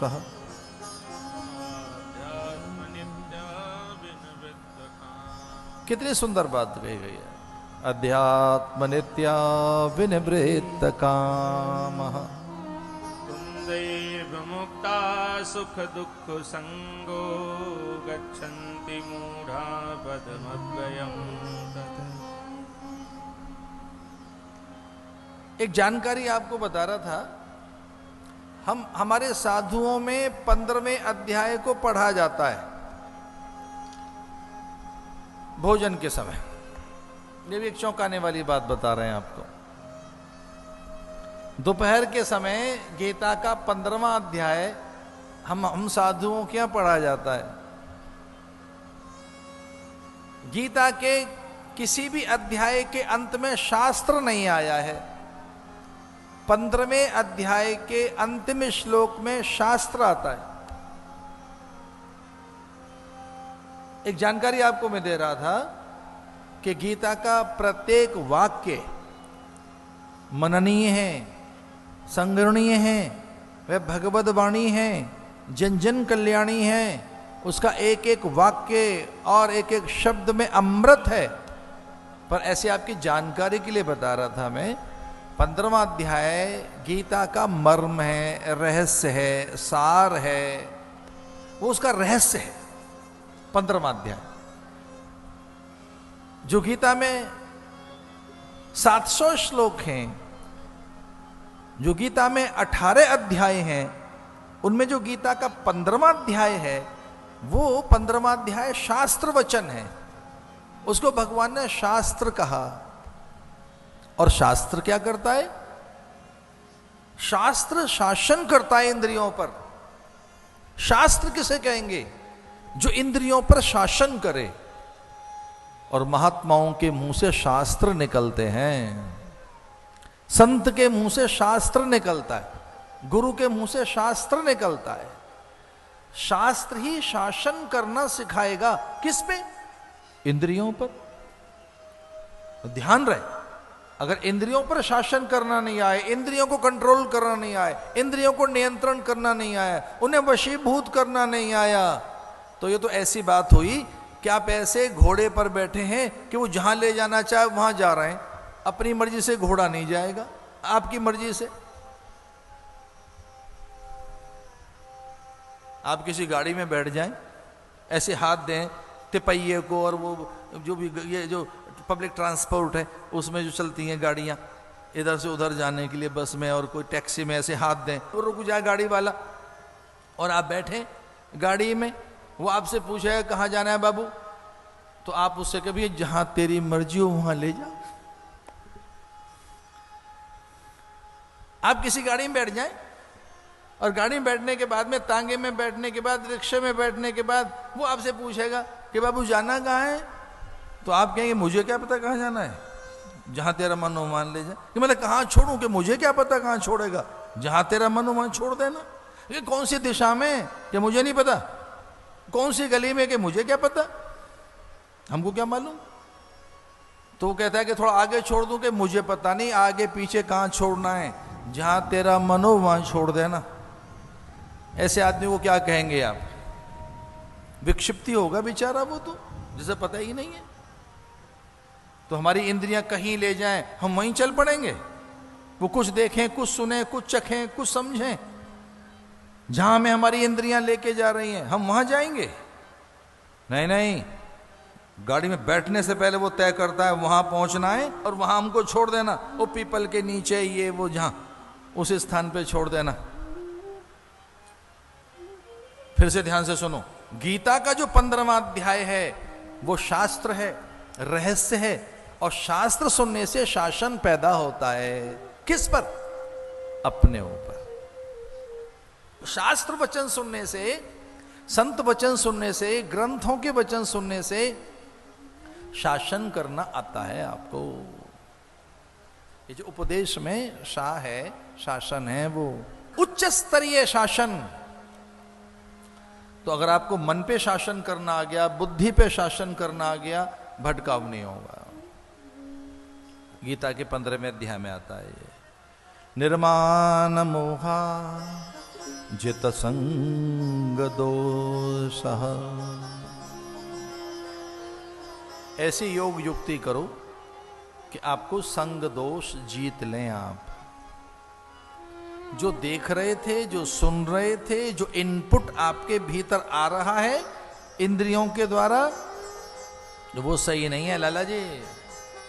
ये को भरोसा, इतना ट्रस्टवर्दी नहीं है ये आपकी इंद्रियां कि इनको इतना मान लो कि ठीक है जो कह रही हैं ठीक ही कह रही होंगी, ये जो हमने देखा है, जो हमने सुना है, जो लोग बता रहे हैं वो ठीक ही होगा। ना भैया, ऐसा नहीं है। अपने हिसाब से इनपुट देंगे लोग। तो ये इंद्रियां तो बड़ी वैसी हैं, अपने तरीके से देखती हैं, इन्हें क्या अच्छा लगता है वो देखेंगे। मन तक वो इनपुट जाएगा, और फिर मन पता है क्या करता है, वैसे ही चल पड़ेगा। आपकी कोई चलती ही नहीं, चलती मन की है। जित संग दोषः। अपने घर में आकर साध्वी जैसी स्त्री को तो बाहर कर दिया, नर्तकियों घर में ले आया, संसर्ग दोष के कारण। रोज सुनने जाता था गीत और वो नाच कूद। अरे जो बाजार के लोग होते हैं वैसे अच्छे लगते हैं, बाजार का आदमी खड़ा ही इसलिए। अब घर की बहू बेटियां, उनके हाथ में मसाले की गंध है, माथे का पसीना है, वो सब एक अलग चीज है, वो उसमें संस्कार है। घर की बहू बेटियों के हाथ में मसाले की गंध, माथे का पसीना, वो कैसे सज के तैयार होंगे? घर बाजार है कि घर घर है? तो घर की बहू बेटियां किस ढंग से रहेंगी? वहां पुत्र के सामने खड़ा होना है, मां के सामने खड़ा होना है, पति के सामने। पिता आ जाएगा वहां, अतिथि अभ्यागत आएंगे, कुलमान्य आएंगी, बुजुर्ग आएंगे। घर की बहू बेटियों को महाराज बहुत तरीके से जीना होता है। उन्हें अपनी कैसी आउटफिट करके रखनी है, किस तरह से कपड़े दिन भर वो पहन के रहें, उन्हें मालूम है। पड़ोसन आ जाएगी, जेठानी आएगी, बड़े आएंगे, साधु संत महात्मा आएंगे, पति के मित्र आ जाएंगे, हमारे बच्चों के मित्र आ जाएंगे। कैसे रहना है घर में? घर के लोगों से पूछो किस तरह से बेचारे वो रहते हैं। और जिसको बाजार में रहना है, बाजार के आदमी का काम है बाजार में खड़ा होना, वो और तरीके से रहता है। तो जो रिसेप्शन पे लोग खड़े होकर मुस्कुराते हैं बैठकर, इसका मतलब नहीं कि वो बहुत अंदर से मुस्कुरा रहे हैं, उनको इसी बात के पैसे मिलते हैं कि मुस्कुराते रहिए। जो रिसेप्शनिस्ट है उसका मतलब यह है कि मुस्कुराते रहो। और जो विमान में कर्मचारी हैं, वहां की जो विमान में भी तो जो है ना व्योम वाला है या व्योम कर्मचारी, उनका काम है मीठी मीठी सुंदर सी बातें, क्या हमारा उनके हाव भाव, लगता है यही सब हैं तो कोई है नहीं। जैसे ग्राउंड पे ड्यूटी लगती है तब पता लगता है कि अच्छा कुछ और है ये तो उनको इसी बात के लिए कहा गया भाई आदर है, सत्कार है, हाथ जोड़ के खड़ा करना है, ऐसे करना, यहाँ बैठो वहां बैठो, ऐसे जाइए। अच्छी बात है जी, बस वहीं अटक गया रह गया वो। उस नर्तकी ने कहा मैं घर इस शर्त पे चलूंगी कि गौएं वहां से बाहर जाएं, पत्नी तेरी घर में नहीं रहेगी, तू त्रिकाल संध्या करता है वो नहीं करेगा, यज्ञ करता है यज्ञशाला उखाड़ कर फेंक दे, तेरा ध्यान ग्रंथों में उन्हें बहा दे, जला दे, यज्ञोपवीत नहीं पहनेगा। ये यज्ञोपवीत पहनेगा तो तुझे शर्त याद आएगी, शपथ याद आएगी, प्रतिज्ञा याद आएगी, इसे उतार मेरे सामने। उस नर्तकी ने यज्ञोपवीत उतरवा दिया। इसका अर्थ क्या है? जिसने यज्ञोपवीत धारण कर रखा है उसको 3 सौगंध रोज याद आती हैं, मातृ ऋण, पितृ ऋण, आचार्य ऋण, कि मुझे माँ का ऋण उतारना है, पिता का ऋण उतारना है, समाज का ऋण उतारना है।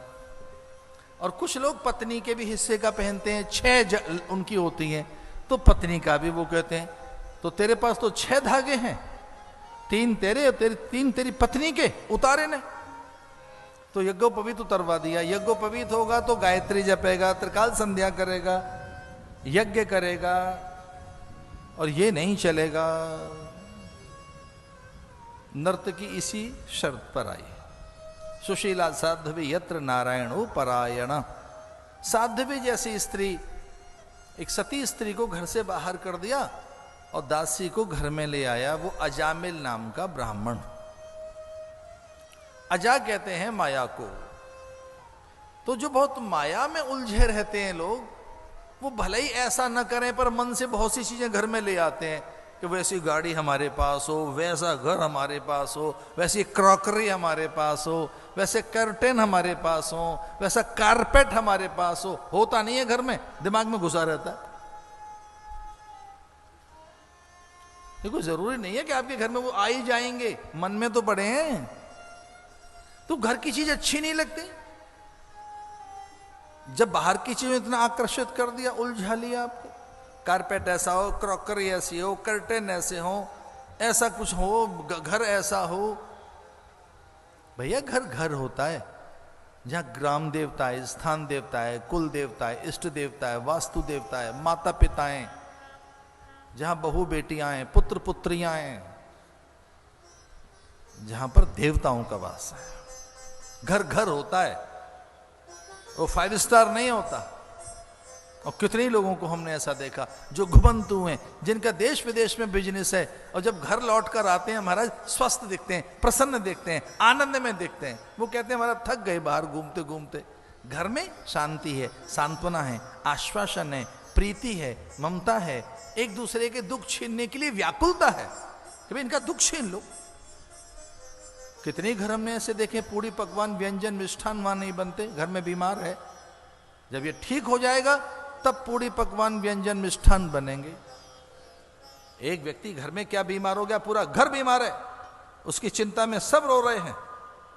घर उसे कहते हैं जहां एक दूसरे के लिए जिया जाता है, एक दूसरे के लिए जहां मरा जाता है। जानते हो घर किसे कहते हैं? जहां खुद घाटा उठाया जाता है अपनों के लिए।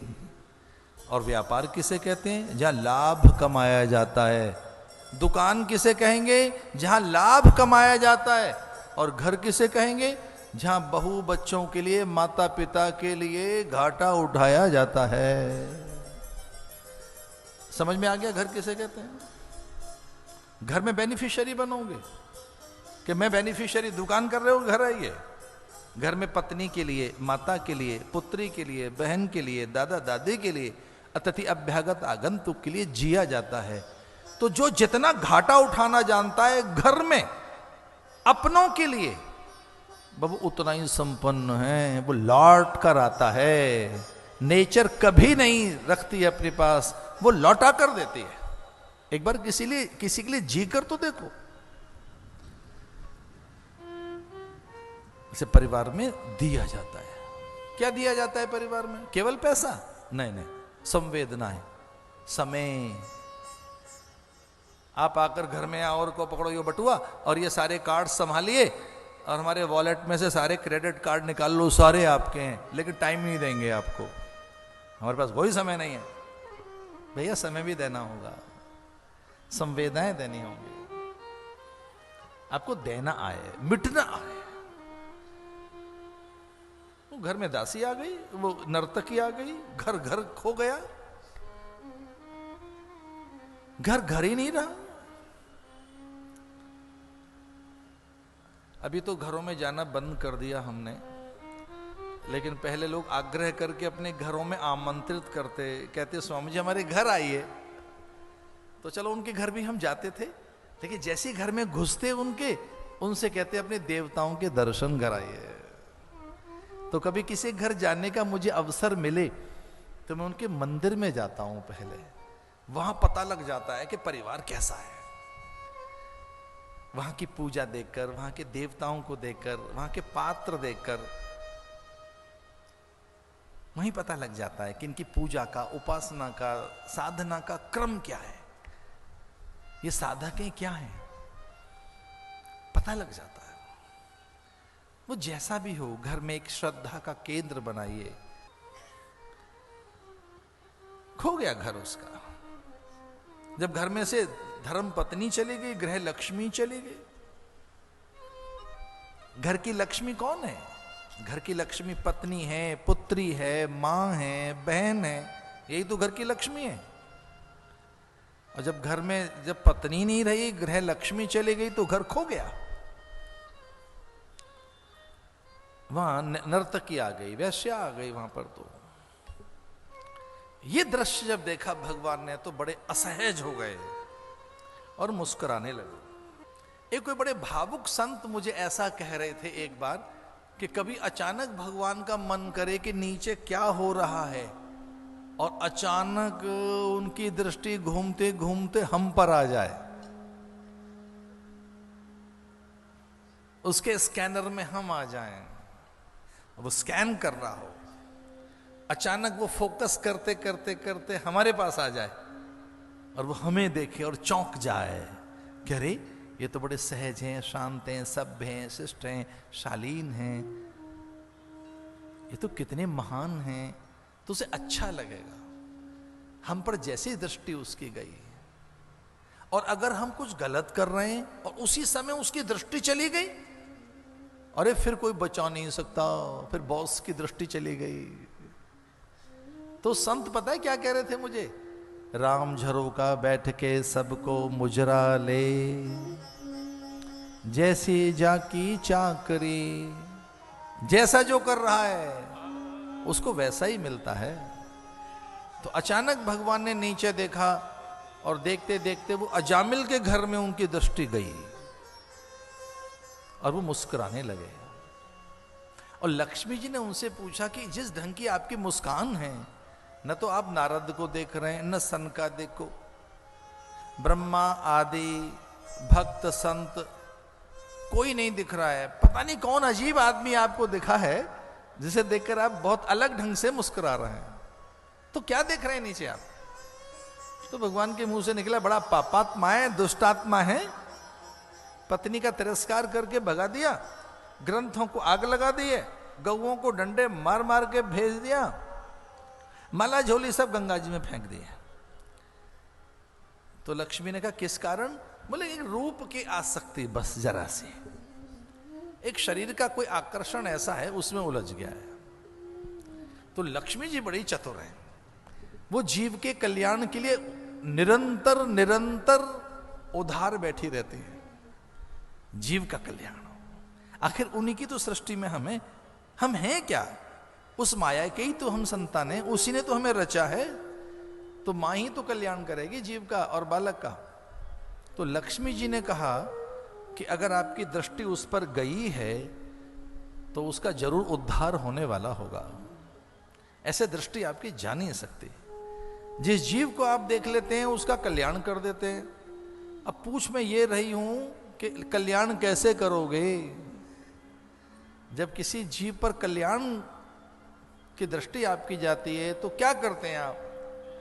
तो भगवान ने कहा कि जब कभी मैं प्रसन्न होता हूं किसी जीवात्मा से तो उसके पास में महात्मा भेज देता हूं, उसके पास में महात्माओं को भेज देता हूं। जब मैं बहुत प्रसन्न होता हूं किसी जीव से या कि उसका उद्धार करना होता है तो उस जीवात्मा के पास में महात्मा भेज देता हूं। और भगवान ने 4 सन्यासियों को प्रेरणा दी कि इधर से भोजन करने निकल जाओ। तो ये बात कभी कभी हमने कही है कि जब जीवन में संत आता है तो सच मानिए बसंत आ जाता है, फिर जीवन की बगिया खिल जाती है। वो 4 सन्यासी द्वार पर आए, उन्होंने नारायण हरि ऐसा कहकर भिक्षा का आग्रह किया।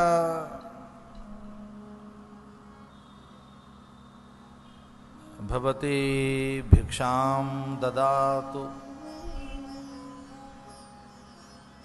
अरे कल्याणी नारायणी तारिणी मंगला, ऐसे करके महात्मा आवाज लगाने लगे, माते भोजन करना है।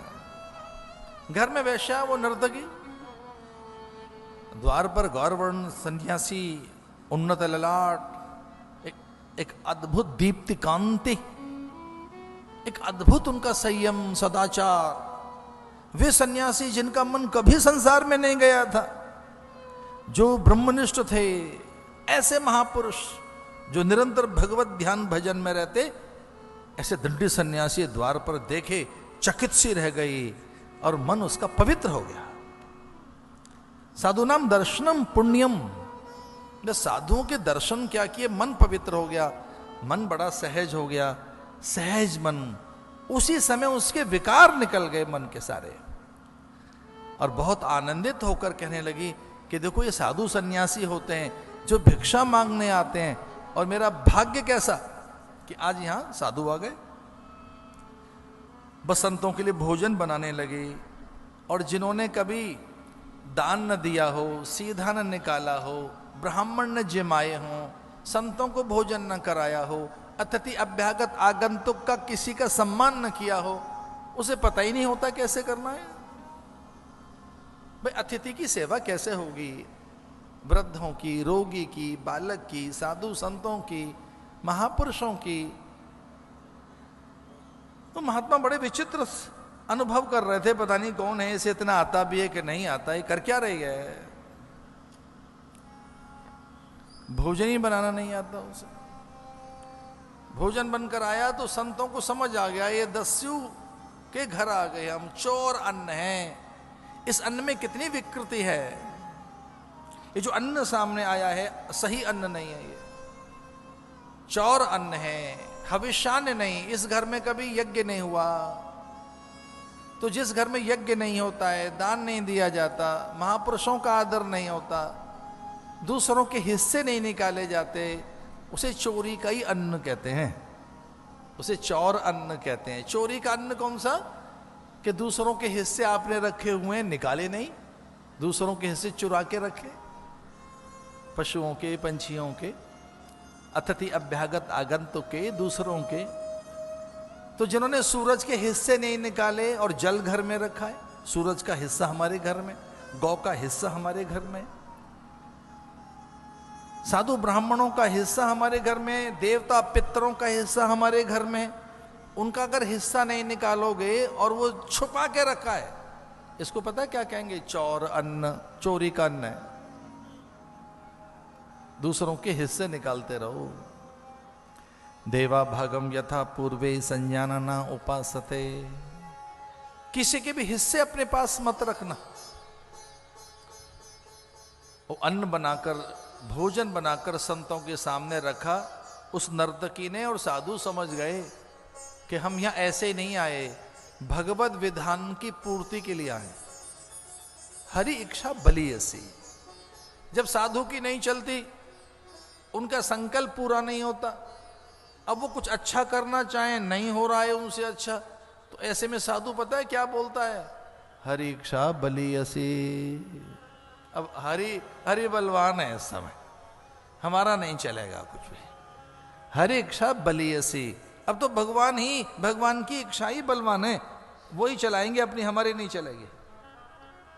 हरि इच्छा बलियसी ऐसा जानकर और उसे भगवान को भोग लगाने लगे। अन्न की विकृति कैसे दूर होती है? ओम प्राणाय स्वाहा।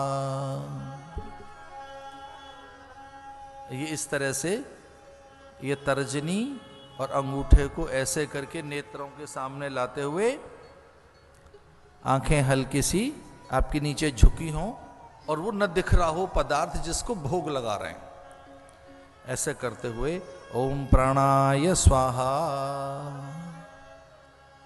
ये जो पर्व है। फिर अपानाय स्वाहा,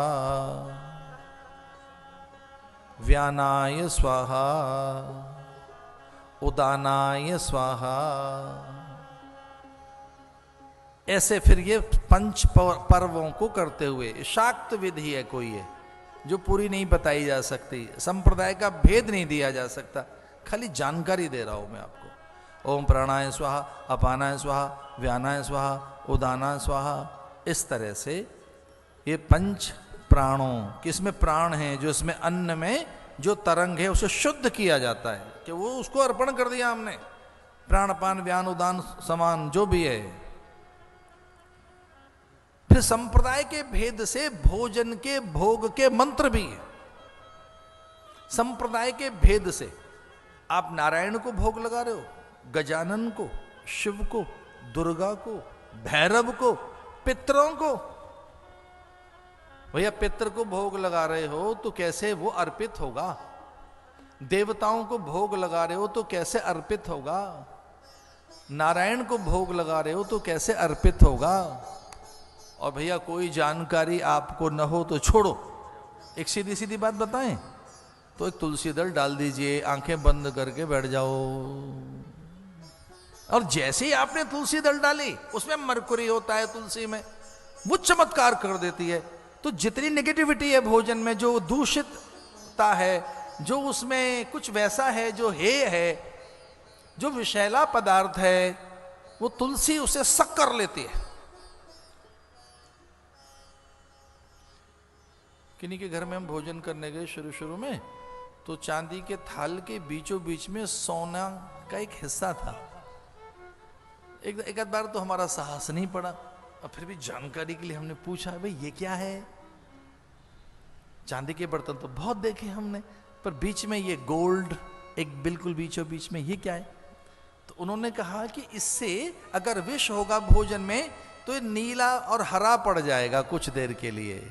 ये भाग इतना सा है, डाला नहीं जाएगा कोई विष, ऐसा नहीं कोई जहर डालेगा जानबूझकर, पर सपोज कल्पना करो कि भोजन विषैला है तो यहां पता लग जाएगा। तो यहां हम पहले यहां पर भोग लगाते हैं इस स्थान पर, और हरा हो गया है वो पर्टिकुलर वो प्लेस, अगर वो हरा हो गया है, नीला हो गया है, इसका अर्थ यह है कि भोजन ठीक नहीं है, पर होगा नहीं।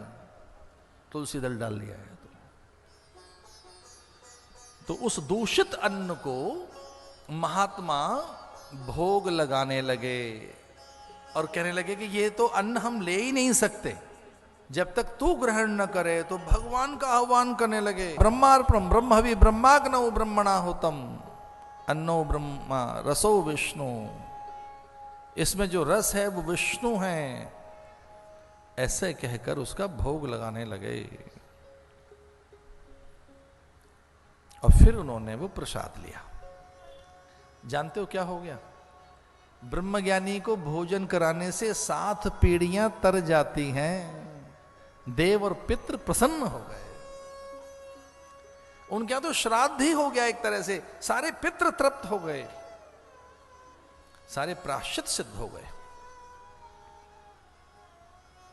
ये बड़ा सूक्ष्म विज्ञान है भैया, मैं कोई बात कहने बैठूंगा समझ नहीं आएगी, लेकिन जो त्रिकाल संध्या करते हैं, जो गायत्री में निष्णात हो गए हैं, जिन्होंने गायत्री के पुरुषण कर लिए हैं, उनको माध्यम बनाकर देवता और पितरों का प्रतिनिधि इस धरती पर वो ब्राह्मण है जो गायत्री में निष्णात है, त्रिकाल संध्या करता है। और उसको जिमाया जाता था, पहले उसे बिठाया जाता था श्राद्ध काल में, पितरों के लिए, देवताओं के लिए, तत्त लोकों में अन्न पहुंचाने के लिए। अन्न एक तरंग है और गायत्री के पंख लगाकर वो उड़ती है। इतनी वाइब्रेशंस जिसके पास हो, जो इतना अधिक तरंग जिसके पास हो, और गति और लहर और एक स्वर, वो सम मात्रा में जिसके पास है, गायत्री से ही ऐसा हो सकता है। तो गायत्री की एक विशेष संख्या जिसने जप ली है, और वो भी त्रिकाल ऐसा करता है, वो बहुत ही नेचुरल हो जाता है, वो बहुत स्वाभाविक हो जाता है व्यक्ति, वो बहुत अधिक नैसर्गिक स्वाभाविक हो जाता है।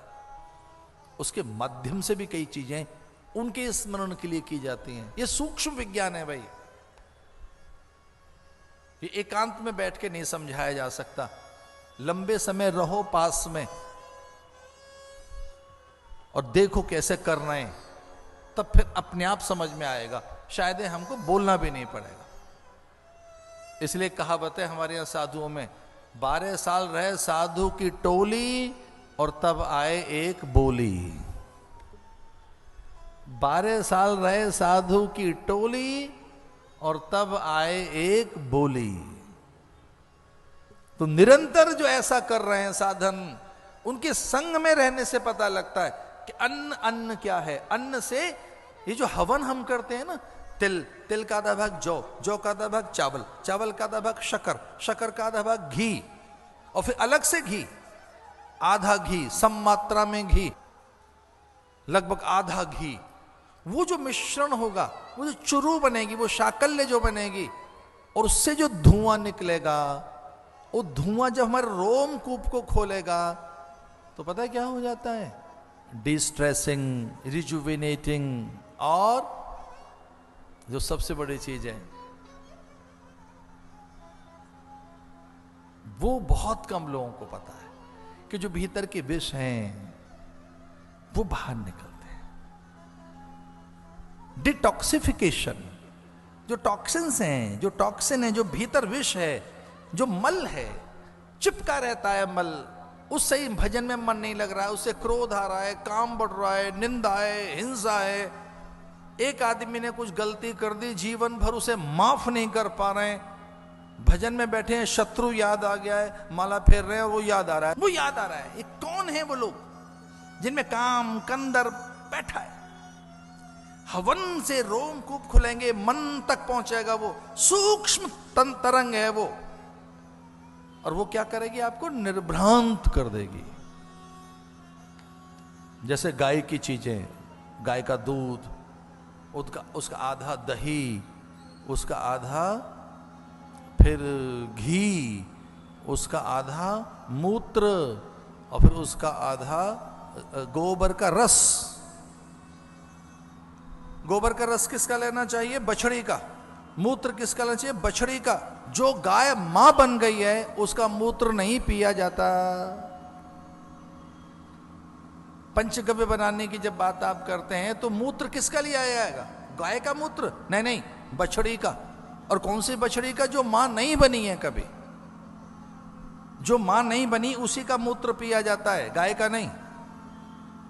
और जो बीमार ना हो, हिस्ट पुष्ट हो, जरा सा छुए कुलांचे मानी लगे, वो बछड़ी, उसका मूत्र लिया जाता है, और उसी का गोबर लिया जाता है।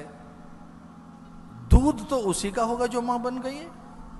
उसमें भी विधि है कि दूध एक जगह से, और दही किसी दूसरी गाय का, और घी किसी तीसरी गाय का, और मूत्र किसी चौथी बछड़ी का, और गोबर किसी पांचवी बछड़ी का।